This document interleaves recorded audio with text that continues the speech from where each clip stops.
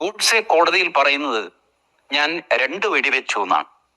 ഗോഡ്സെയുടെ മൊഴിയിൽ അതുകൊണ്ട് കോടതിയിൽ ഈ വികാരമൊന്നുമില്ലല്ലോ.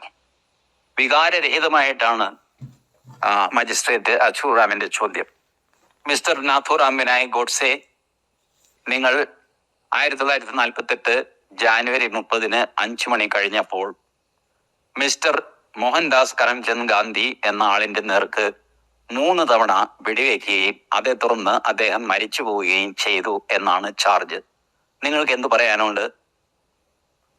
ഗോഡ്സെ പറഞ്ഞു, ഞാൻ 2 വെടിവെക്കാൻ തയ്യാറായിട്ടാണ്, ഡിറ്റർമിൻഡ് ആയിട്ടാണ് ഞാൻ വന്നത്. ഇപ്പൊ 3 എന്ന് പറയുന്നു.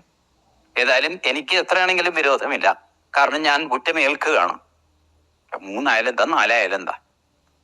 ഈ രീതിയിൽ പോകുന്നു ഗോഡ്സെയുടെ സ്റ്റേറ്റ്മെന്റ്. പക്ഷേ ഒരു ക്രിമിനൽ കേസിൽ ഗോഡ്സെക്ക് പറയാം 2 ആയാലും എന്താ, 3 ആയാലും എന്താ. പോലീസുകാരോ ഇൻവെസ്റ്റിഗേഷൻ ഏജൻസിയോ പറയാൻ പാടില്ല 2 ആണോ 3